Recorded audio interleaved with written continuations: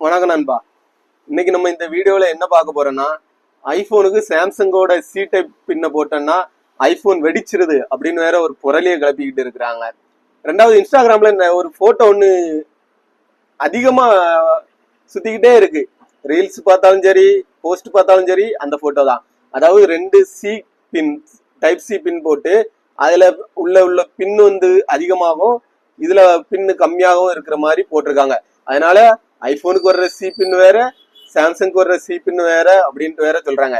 ஆக்சுவலா ஐபோன்ல சி பின் ரிலீஸ் பண்ணும் போதே அது யூனிவர்சல் பஸ் அப்படின்ட்டு தான் ரிலீஸ் பண்ணியிருந்தாங்க. அதாவது யூனிவர்சல் எல்லாருக்குமே உள்ள சி பின் மாதிரி தான் இதுவும் அதே மாதிரி அப்படிங்கிற கான்செப்ட்ல தான் அது ரிலீஸ் பண்ணியிருந்தாங்க. ஆனா இந்த ஐபோன் என்ன சொல்றாங்கன்னா, ஐபோனுக்குள்ள சி டைப் சார்ஜர் தான் போடணும், அதுக்கான பின்னை தான் போடணும், சாம்சங்குக்கான பின்னு போட்டா வெடிச்சிடும் அப்படின்னு வேற புரளியை கிளப்புறாங்க. ஆக்சுவலா இதுல உள்ள உண்மை என்னன்னா, நீங்க அந்த வீடியோ பார்த்திருப்பீங்க. மேல இருக்கிற ஐபோனோட பின்ல அந்த காப்பர் பின் வந்து கம்மியா இருக்கும், அதே மாதிரி கீழே உள்ள சாம்சங் பின்ல காப்பர் பின் வந்து அதிகமா இருக்கும். இதுக்கு காரணம் என்னன்னா, ஐபோன்ல எப்பவுமே 2.0 அந்த கேபிள் தான் யூஸ் பண்ணுவாங்க. அந்த டைப் சில 2.0 தான் யூஸ் பண்ணுவாங்க. சாம்சங்ல 3.0 3.0 தாண்டி போயிட்டு இருக்காங்க.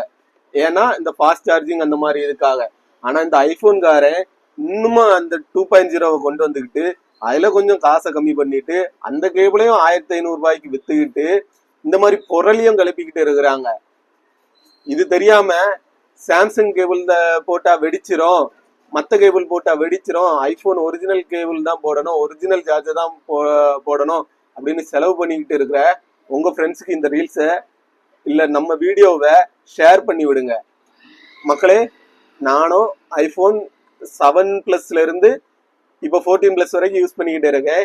இது வரைக்கும் நான் ஒரிஜினல் சார்ஜரோ கேபிளோ வாங்கினது கிடையாது. நான் எப்பவுமே இந்த சாம்சங் பின்னு இல்லை நார்மலா ஷாப்ல கிடைக்கிற ஒரு குவாலிட்டியான கேபிளோ சார்ஜர் அந்த மாதிரி தான் வாங்கி யூஸ் பண்ணிக்கிட்டு இருக்கிறேன். எனக்கு இது வரைக்கும் ஃபோன் வெடிச்சதும் இல்லை, இந்த மாதிரி பிரச்சனை வந்ததும் இல்லை. நீங்களும் அதே மாதிரி ஒரிஜினல் தான் யூஸ் பண்றீங்களா, இல்லை மற்ற பின்னும் இல்லை மற்ற சார்ஜரும் போட்டு யூஸ் பண்றீங்களாங்கிறத கீழே கமெண்ட்ல மென்ஷன் பண்ணுங்க, கமெண்ட் பண்ணுங்க. மக்களே, நம்ம சேனலுக்கு கொஞ்சம் சப்ஸ்கிரைப் பண்ணுங்க, சப்போர்ட் பண்ணுங்க, லைக் பண்ணுங்க. பாய். இன்னொரு நல்ல ஒரு தகவலோட அடுத்த வீடியோவில் வரேன்.